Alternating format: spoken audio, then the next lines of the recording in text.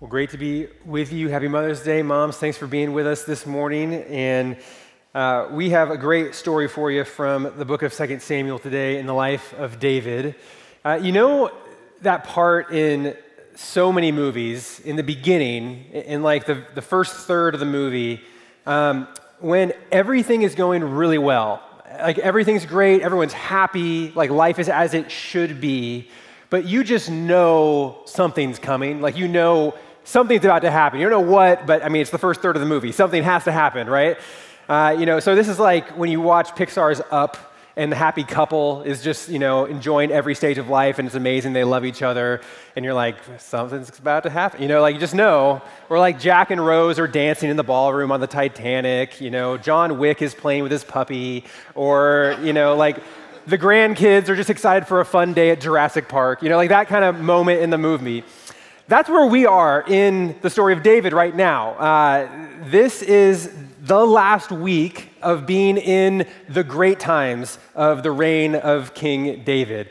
This is the last week where we're going to celebrate the way that he's reflecting God's heart, where he's leading well, where he's doing his quiet time every morning. This is the last week of it going well. Next week, come back, and we'll introduce you to a character named Bathsheba, and it's a whole thing. But that's next week.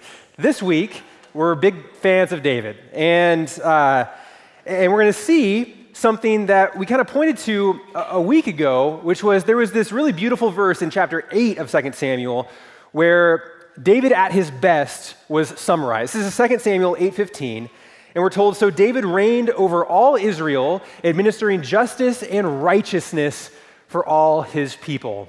And we kind of dove in deep with those words, justice and righteousness, and how they're these words that describe the way that God wants things to be, how he wants us to be, and he wants the world to be. And David was leading that way. He was bringing God's will to earth as it is in heaven. And this week, we kind of get a snapshot of what that actually looked like. We get a tangible story of how David led with justice and righteousness. And we see that in the story of David and Mephibosheth.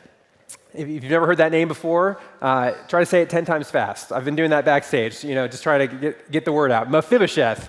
It's an amazing story, and it shows us really why we call David a man after God's own heart. And so let's jump into it. This is where chapter 9 begins. Verse 1, David asked, "Is there anyone remaining from the family of Saul I can show kindness to for Jonathan's sake?"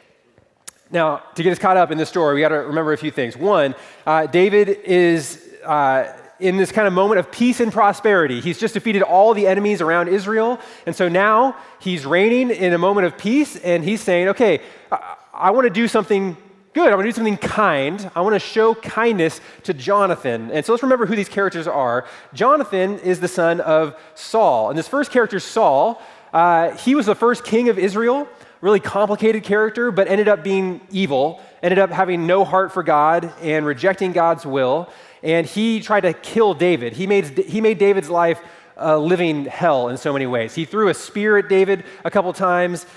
He ran David out of the kingdom. He forced David to live in the wilderness for over a decade. While David was in the wilderness, he took David's first wife and married her off to somebody else, even though he knew David was still alive. Like, I could go on.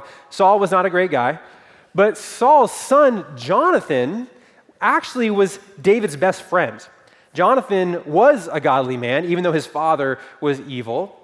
And David and Jonathan developed this incredibly close relationship where they loved one another, they took care of one another, which was astonishing, particularly because Jonathan was in line for the throne. Like, he should have been the next king. And yet, despite that, he laid that down to honor David. He knew that God had chosen David as the next king. And so even though Jonathan could have tried to seize power for himself as the prince, he didn't. He honored Jonathan. He was faithful to Jonathan. And there's this moment where they kind of make this covenant together where they promise each other. And this is where Jonathan says to David, I'm going to give you my loyalty. You're going to be the king, not me.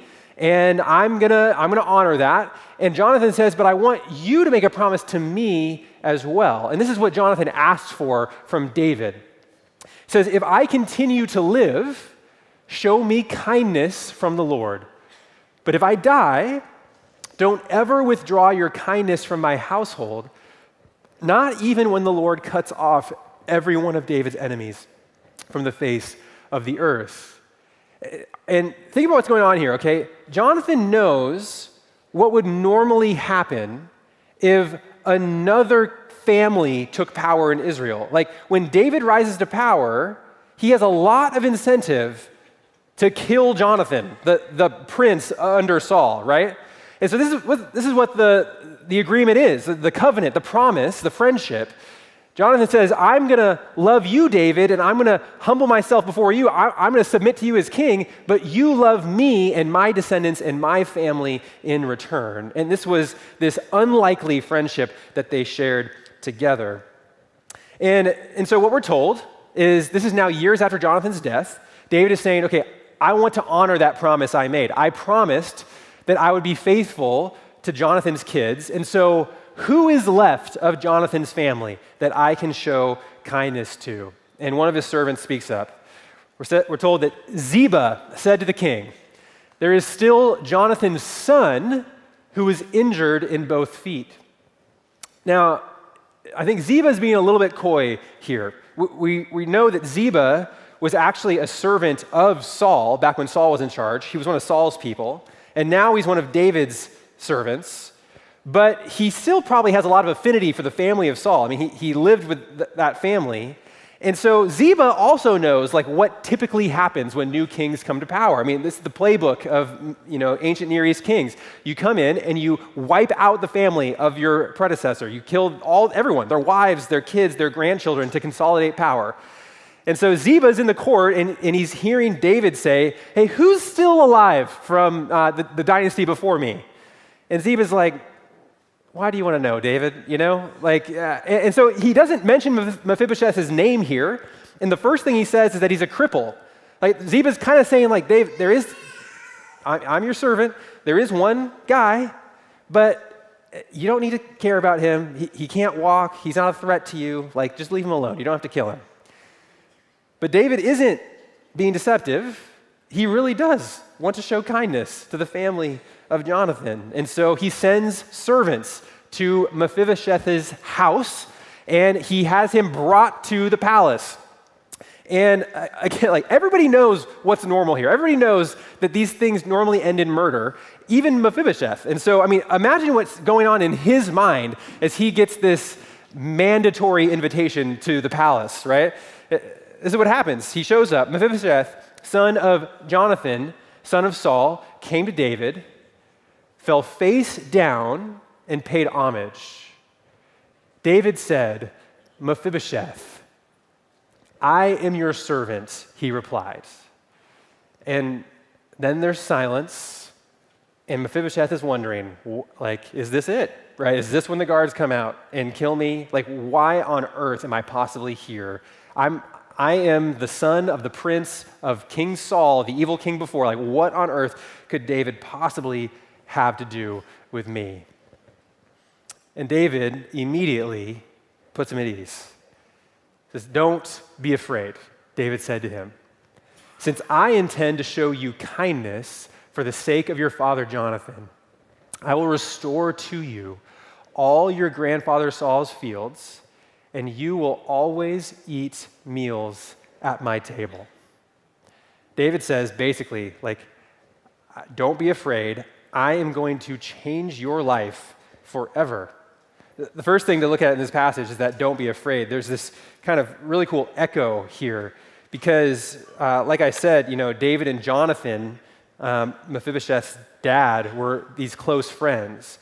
And earlier in the story, in 1 Samuel, this situation was reversed. David was the one who was afraid for his life. David was the one who thought he was going to be killed. Saul was trying to kill David, and he's in hiding. And Jonathan is the one who goes and finds David. And David is unsure if he can trust Jonathan. And Jonathan says this exact same thing to David when he shows up. He says, "David, don't be afraid. I'm not going to kill you. I'm not going to harm you." And now, years later, David is able to return that kindness, not to Jonathan, but to Jonathan's son. And in the same situation, he says to Mephibosheth, don't be afraid. I'm not against you. I'm not going to kill you. I'm for you. And more than just saying don't be afraid, he says, like, everything's going to be different for you, right? What does he promise? He says, first, I'm going to restore to you all your grandfather Saul's fields.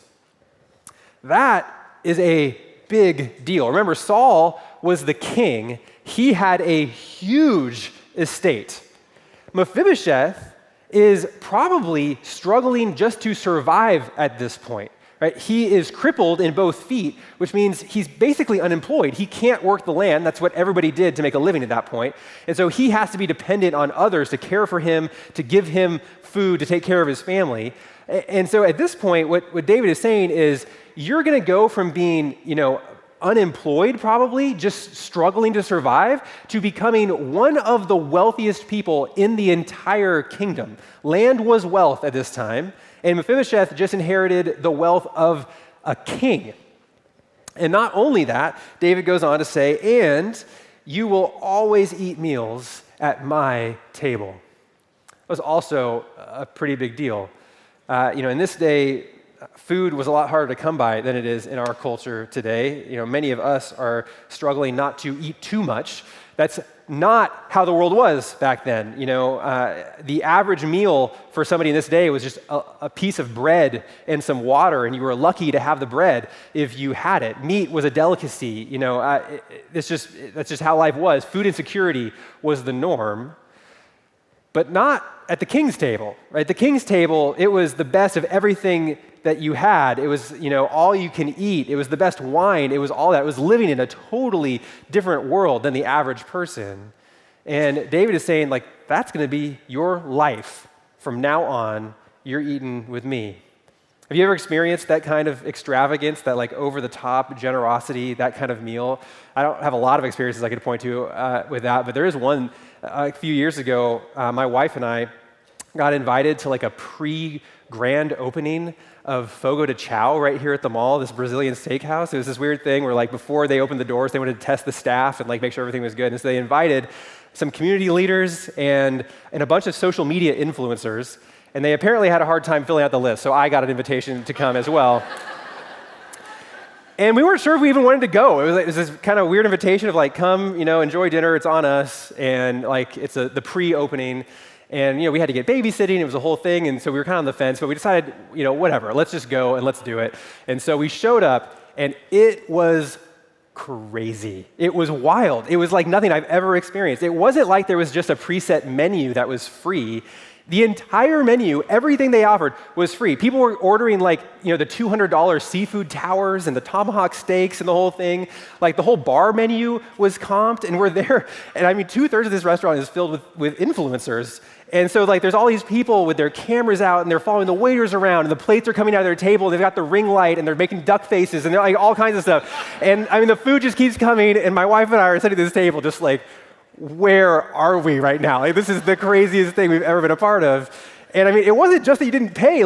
Instead of bringing you a check at the end of the night, they brought you bottles of wine to take home for free. Just the whole thing was just so nuts. And that's kind of what I imagine Mephibosheth is being invited into. That's dinner at the king's table. Everything's free, whatever you want, just over the top. David says, come on in. I'm going to treat you like you're one of my own. And so Mephibosheth, he's just trying to take this in. He was afraid for his life. Now he's being made one of the wealthiest people in the kingdom, and he's overwhelmed. And this is what he says in response. Mephibosheth paid homage and said, what is your servant that you take an interest in a dead dog like me? Why are you doing this? I'm worthless. I have no value. I bring nothing. I'm like a dead dog on the side of the road. Now, even today in our culture, referring to yourself as a dead dog is a pretty low thing, obviously. But it's actually much worse in this culture. In our culture, we at least like dogs, if I say to you, picture a dog, you picture some cute thing like this, or maybe one like this, and maybe you're a lab person, so you picture this. No one thought of dogs like this in Mephibosheth's day. Like, dogs were not pets. They were wild scavengers. They were dangerous. They carried diseases. Like, if you ask somebody in Mephibosheth's world to picture a dog, they pictured something like this. Like, this is what a dog is in this culture. And so Mephibosheth is saying, it's not false humility. He's saying, like, I bring as much value as just like a dead scavenger dog on the side of the road to you. Why are you treating me this way? And David, he doesn't really answer the question. He just shows his love. He just makes it happen. He's giving Mephibosheth all this land. That's somewhat of a problem if you can't walk. Like, how is Mephibosheth supposed to take care of all this land?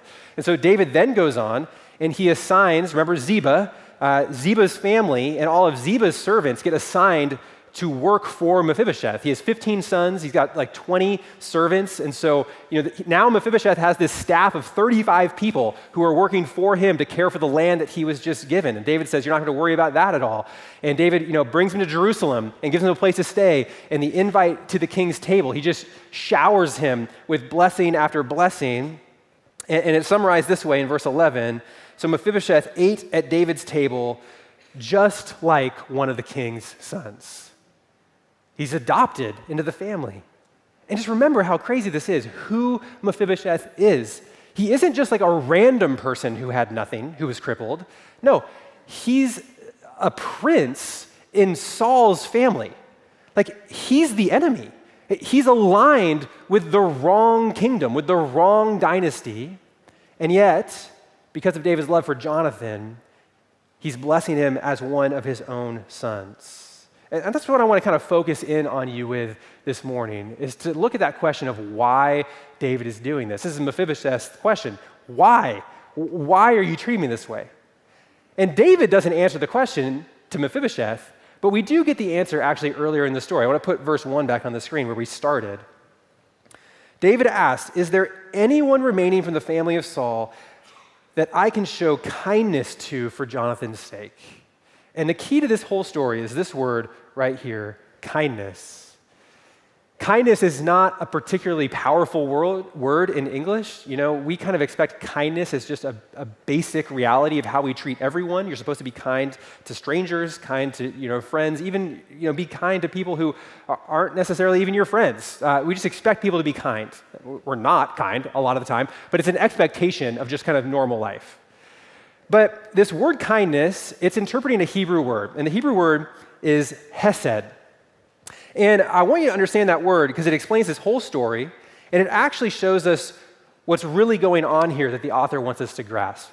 This word hesed, it's not that kindness is a bad translation of it, it's just not deep enough. It doesn't show you enough of the meaning.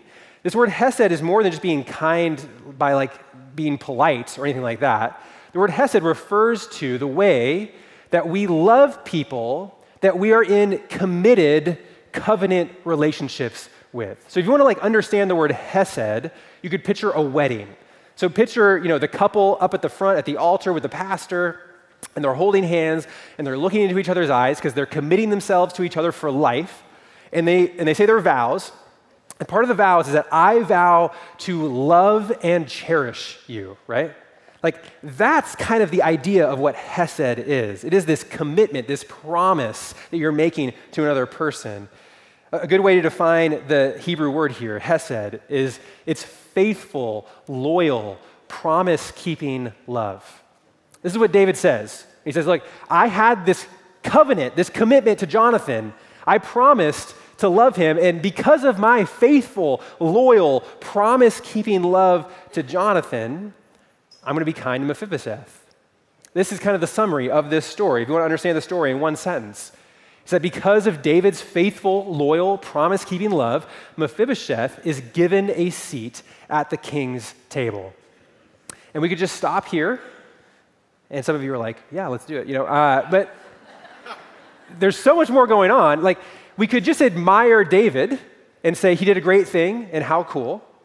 But this word, it also is kind of a pointer because this word hesed In the Old Testament, it's actually one of the most important words that describes God's character and who God is. And you know that because God introduces himself to us in this really amazing passage in Exodus 34. It's with Moses, and Moses is just getting to know this God that rescued them from Egypt. And God says, let me tell you who I am. Okay, this is what Exodus 34, verse 6 says. The Lord, this is God speaking. And remember, the Lord here in English, it's translating God's divine name, Yahweh. So he says, I am Yahweh. And who is Yahweh? Well, Yahweh is a compassionate and gracious God, slow to anger and abounding in faithful love and truth, maintaining faithful love to 1,000 generations, forgiving iniquity, rebellion, and sin. And of course, that word hesed, it's right here. Where we read faithful love is the Hebrew hesed. Who is God? Well, he's compassionate and gracious. He's slow to anger and abounding in hesed and truth, maintaining hesed to 1,000 generations, forgiving iniquity, rebellion, and sin. This verse is like the John 3:16 of the Old Testament. It's repeated more often than any other verse in our Bibles. Old Testament authors, time and time again, they go back to this verse to help us understand who God is and what he's like and why he's doing what he's doing. And right at the center of it, at the heart of God's own definition of himself, is that he is full of hesed. And so when you read that verse that David says, okay, how can I show hesed to Jonathan's family? What David's really saying is, how can I reflect God's character? How can I be like how God is? And that's why this story, it isn't just a story of something cool that David did. It's actually a picture of who God is and how God has treated us. This story is pointing us to a greater reality, which is that because of God's faithful, loyal, promise-keeping love, we are given a seat at the king's table. This picture is a picture of the gospel. And it's actually an image that was really important to Jesus. When Jesus shows up and he begins to teach about who he is and who God is and what the kingdom is like, this image of God as a king who is loyal and faithful and loving and wants to bless people and wants to invite people into his table is an image that Jesus goes back to. He tells a couple different versions of a parable about the kingdom that use this very idea. One of my favorites is in Luke 14. And Jesus basically says, look, the kingdom is like this. It's like there's a king who's throwing a banquet. He's throwing a huge party, and he's going to spare no expense. It's going to be the party of the year, if not the party of the decade. And he goes through all of this to bring people into his home, to share his food, to sit at his table. And the time comes for the party to start, and so he sends his servants out into the city to go collect people and tell them to come on in. And his servants go out and they say, hey, it's happening, the party's on, the fatted calf has been killed, like, come to the king's table. And everybody kind of has a reason they can't come, an excuse for not actually showing up to the party. One person says, basically work is really crazy right now and I just can't. And another person says, we have this family thing going on and so I can't come either. And the next person says, yeah, I'm about to leave on a trip, I can't make it. And you got to imagine, the servants are shocked. Like, this is a huge event. No one would have missed it. And the servants have to go back to the king and say, hey, we're really sorry, we did what you asked, but no one's coming. Everybody said they couldn't come. And so the king, Jesus says, decides, well, look, I'm throwing the party. We're not going to cancel the party. And I want people here at my table. And so go back out into the city, and this time invite everyone you see. Invite the poor and the marginalized and the outcast, like anyone you find sitting on the street, you invite them to come to the party because I want people here who want to be here. And so that's what they do, and the people come, and the king blesses them by giving them a seat at his table. And as Jesus tells this story, he's describing this reality of what God is doing to us, that he is sending this invitation. He's inviting us to come to the table, and ultimately he's describing what he came to accomplish, that the way that we're invited in is because he makes the way. He pays the penalty for our sin. He covers over our brokenness. He adopts us into God's family. This is what it's all about with Jesus, is this picture of God as the generous king who invites us in. But that parable it points out this really interesting reality, which is that many people refuse the invitation. Many people don't actually come sit at the table. And I think this story of David and Mephibosheth, it helps us understand a little bit of why that is. Like in Jesus' parable, why don't people come? It's because they're busy. They have better things going on. They have ideas for their own weekend, their own life. They've got their own agenda. And they don't understand that what they have going on just pales in comparison to what they're being invited into. And with Mephibosheth, I think part of what's going on is there's something in us that we don't really want to be Mephibosheth. You know what I mean? Like that's how we're supposed to see ourselves in this story. We are the ones who were aligned with the wrong kingdom and the wrong king. Like we were the enemies of the king. We were the ones with nothing to offer, nothing to bring, no ability to bring any value. We just receive from God. But you read a story like David and Mephibosheth, and we don't really want to resonate with Mephibosheth, right? Like, wouldn't you rather resonate with a character who's being generous and who's hosting the party? Or like the one who was faithful, like Jonathan, who, betrayed his evil father to show kindness to David? Like, we want to resonate with those people. We don't want to resonate with the one that has nothing to offer. I mean, think about how you feel when you show up to a high school reunion, right? And it's been 10 years since you've seen these people, and they mean nothing to you, but you really want to impress them anyways. And like every conversation is a version of the same conversation, which is basically like, what have you done with your life, And you have to give some answer. Like, how do you want to come across?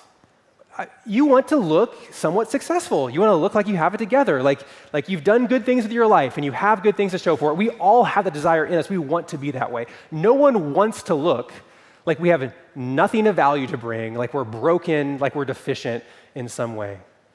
It's Mother's Day this morning. One of the best parts of so many amazing moms, my mom included, is that I know for a fact she would love me no matter what. I remember as a kid, like whether I struck out 4 times or I hit a home run, didn't matter. My mom was going to love me.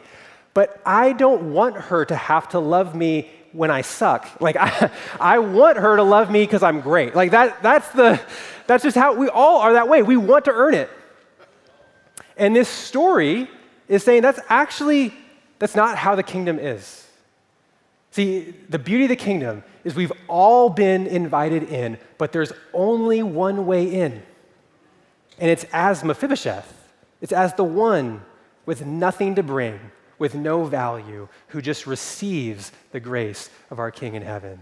See, this is the point that we're pointed to, that we will only take our seat at the table when we recognize our need. We're all invited, but we have to be willing to say we need it in order to come. And I think this points us to a reality for us today as followers of Jesus. When we think about who we are, and when we think about what kind of church we want to be, what kind of community we want to have here, there's something about this story that it's really important we grasp. Because even those of us who know Jesus, even those of us who know the truth, which is that we were sinners, that were saved by grace, that we don't earn our salvation, that we just receive from Jesus, even when we know that, it is still so easy to slip into a mindset of wanting to earn, wanting to look good, wanting to seem successful and to have it together. And sometimes church becomes that way.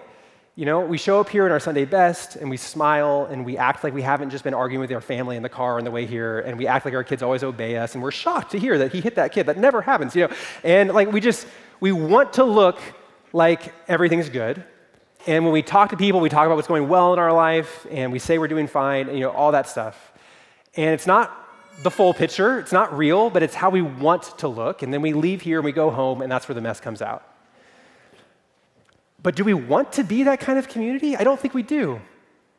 Because Jesus says that our purpose, like why we exist, is to show the world who God is and what God has done for us in Jesus. Like Jesus' idea, or the way that he explained this, was that we're like a city on the hill that people can look to, that we're like a light in the darkness that shows the reality of who God is. And here's the thing, if we all pretend like we're great and we have it together and we kind of deserve to be here, basically, then how are we going to show the reality of Jesus to the world? We're hiding, actually, the reality of who he is and what the gospel is. Like, we're hiding this beautiful truth that we all come with empty hands, and we're only here because we have the same story, which is Jesus loved us anyways, that even when we were God's enemy, Jesus pursued us. Like, that's the story we all share. And so if our message if our purpose is to bring that message to the world, the only way I think we can be effective in doing that is if we're real, is if we're honest, is if we share our whole lives and our whole stories with each other, if we lean on the grace of God, if we ask for prayer, if we encourage one another, not as people who have all the answers, but as people who need the answers just as much as everybody else. And that's why we care so much about connection here at Alderwood and community, because it's really hard to be that real self in this room, right? Like, I'm not going to invite you on stage and say, okay, like, tell us the worst of everything, you know? I'm not even going to do that for you. And that's why we need real relationships. That's why we care about life groups and midweek and, just even, inviting people to lunch and having people in your home and sharing your stories, is because that's how we actually live out this gospel reality together. And it's because we need it and we need the reminder, but it's actually so much more because the world needs this, and the world needs this message of who the King actually is, that he is the one who brought us in, even though we had nothing to offer him in return. I'm really excited to see the way that God is using Alderwood even right now to bring that message to the world around us, and I can't wait to see what more he has in store as we live this way together. And so let's pray and ask him to keep up that work that he's doing. Jesus, we worship you this morning, and we just remember together that we come to you with nothing in our hands, that you love us and you show your grace and you show your faithful, loyal, promise-keeping love just because of who you are and because you created us and because you love us unconditionally. And so would you help us to live secure in that truth, not believing that we have to come across a certain way or look a certain way or prove it or earn it or any of that, but would you just let us receive that truth as your kids, that we're adopted into the family and nothing can ever change that. And would you help us to love each other that way so that the world would see the truth of who you are? So we love you and we give you the praise and the honor and the glory. You alone are worthy of it. And we declare that together in the name of Jesus. Amen.